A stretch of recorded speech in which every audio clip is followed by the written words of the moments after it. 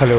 കേരളത്തിൻ്റെ ചരിത്രത്തിൽ നിർണായക സ്വാധീനം ചെലുത്തിയിരുന്ന ഒരുപാട് പ്രത്യേകതകളുള്ള ഒരു രാജകൊട്ടാരത്തിലാണ് നമ്മളിപ്പോൾ നിൽക്കുന്നത്. കണ്ണൂർ ജില്ലയിൽ നിന്നും ഏകദേശം 3 കിലോമീറ്റർ ദൂരമുള്ള അറയ്ക്കൽ കൊട്ടാരത്തിലാണ് നമ്മളിപ്പോൾ നിൽക്കുന്നത്. ഒരുപക്ഷെ കേരളത്തിലെ ഒരേ ഒരു മുസ്ലിം രാജവംശത്തിൻ്റെ ആസ്ഥാനമായിരുന്നു ഈ അറയ്ക്കൽ കൊട്ടാരം എന്ന് നമുക്കൊക്കെ അറിയാം. ഇന്ന് അറയ്ക്കൽ കൊട്ടാരത്തിൻ്റെ വിശേഷങ്ങളാണ് പങ്കുവയ്ക്കുന്നത്. Welcome to soul of earth, myself Sharif. സംസ്ഥാന ടൂറിസം വകുപ്പിൻ്റെ നേതൃത്വത്തിൽ 2005 ഇത് പുരാവസ്തു വകുപ്പ് ഏറ്റെടുക്കുന്നത്. അതിനുശേഷമാണ് ഇത് പൊതുജനങ്ങൾക്കായി തുറന്നു കൊടുത്തത്. ഈ പുരാവസ്തു വകുപ്പ് ഇത് ഏറ്റെടുത്തെങ്കിലും ഇപ്പോഴും ഇതിൻ്റെ പൂർണ്ണ അവകാശം ലഭിച്ചിട്ടുള്ളത് ഈ രാജവംശത്തിന് തന്നെയാണ്. ഇവിടെ രാജവംശത്തിൻ്റെ പേരുകളൊക്കെ ഇവിടെ രേഖപ്പെടുത്തി വെച്ചിട്ടുണ്ട്. തടിയിൽ പണിത സ്റ്റെയറുകളാണ്. ഈ കെട്ടിടത്തിൻ്റെ ഈ തറയും അതുപോലെ ഈ സ്റ്റെയറും ഒക്കെ പണിഞ്ഞിട്ടുള്ളത് റോസ്വുഡ് തേക്കിലാണ്.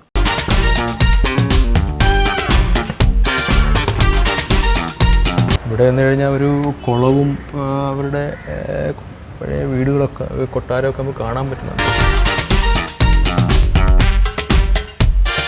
ഇവരവിടെ തായ് വഴികളുടെയൊക്കെ ഇങ്ങനെ ചിത്രത്തിൽ രൂപേണയൊക്കെ രേഖപ്പെടുത്തി വെച്ചിട്ടുണ്ട് ഇവിടെയൊക്കെ ഉണ്ടെന്നുള്ളത്.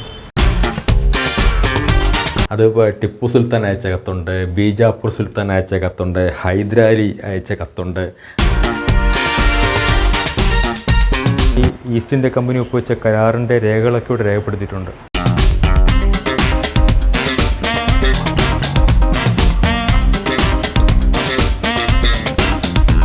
അവരുടെ രാജമുദ്രയാണ്.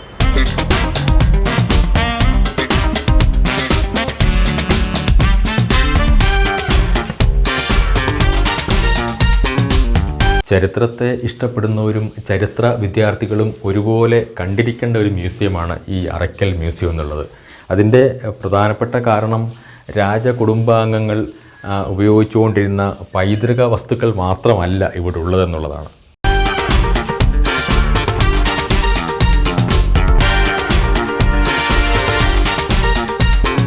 അറയ്ക്കൽ കൊട്ടാരത്തിലെ ദർബാർ ഹാളാണിത്. 2 നിലകളുള്ള ഈ കെട്ടിടത്തിൻ്റെ താഴത്തെ നില രാജകുടുംബത്തിൻ്റെ കാര്യാലയമാണ്. മുകളിലാണ് ദർബാർ ഹാളും അതിലാണ് മ്യൂസിയവും ഒക്കെ സജ്ജീകരിച്ചു വെച്ചിട്ടുള്ളത്. ഇപ്പോൾ ജീവിച്ചിരിക്കുന്ന ഈ തലമുറയിലെ കണ്ണിയാണ് സുൽത്താൻ ആദിരാജ മറിയുമ്മ.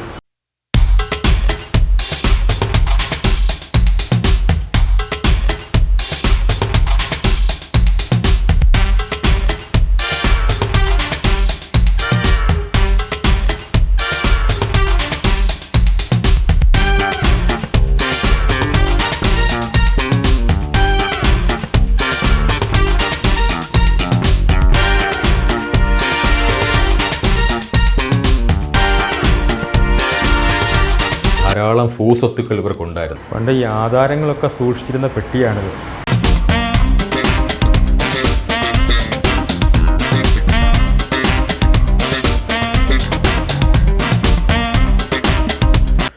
ഈ ഖുറാനുകളുടെ കൂട്ടത്തിൽ ഒരുപാട് പഴക്കം ചെന്ന ഖുറാനുണ്ട്. കൈയെഴുത്ത് പ്രതി നമുക്കിവിടെ കാണാൻ പറ്റുന്നുണ്ട്.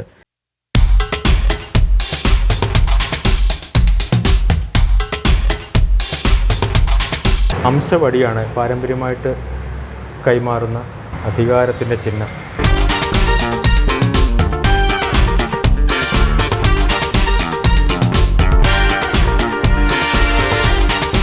ഇവിടെ അക്കാലത്ത് ഉപയോഗിച്ചുകൊണ്ടിരുന്ന പലതരത്തിലുള്ള വാളുകളും കത്തികളും അതുപോലെ പരിചകളും എന്ന് വേണ്ട വിവിധ തരത്തിലുള്ള യുദ്ധോപകരണങ്ങളൊക്കെ ഇവിടെ സൂക്ഷിച്ചിട്ടുണ്ട്.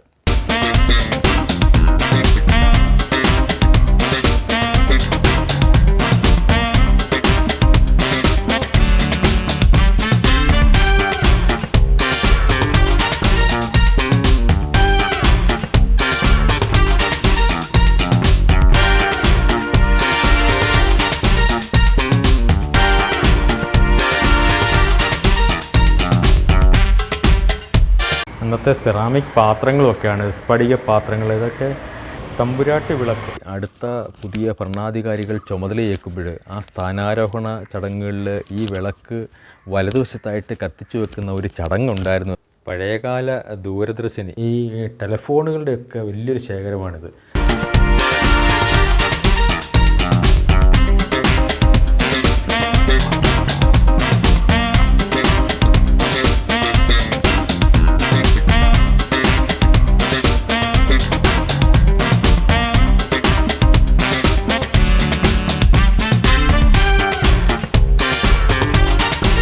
ഹുക്ക വലിക്കുന്ന സാധനം, പണ്ടത്തെ ഹുക്ക.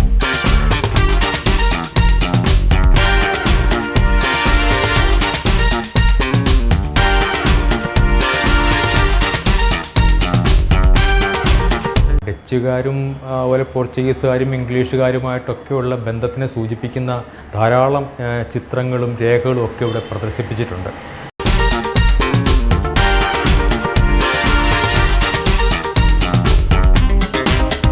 വിദേശികളായ പോർച്ചുഗീസുകാർക്കും ഡച്ചുകാർക്കും ഇംഗ്ലീഷുകാർക്കും ഒക്കെ ആതിഥ്യമരുളിയ ഒരു കൊട്ടാരമാണ് ഈ അറയ്ക്കൽ കൊട്ടാരം. ഒരുപക്ഷെ ഒരുപാട് പടയോട്ടങ്ങൾക്കും സന്ധി സംഭാഷണങ്ങൾക്കും ഒക്കെ സാക്ഷ്യം വഹിച്ച ഒരു കൊട്ടാരം കൂടിയാണ് ഇതെന്നുള്ളതാണ് യാഥാർത്ഥ്യം. ഒരുപക്ഷെ സാധാരണ രാജവംശങ്ങൾക്കൊക്കെ സംഭവിക്കുന്നത് പോലെ രാജഭരണമൊക്കെ കഴിഞ്ഞു.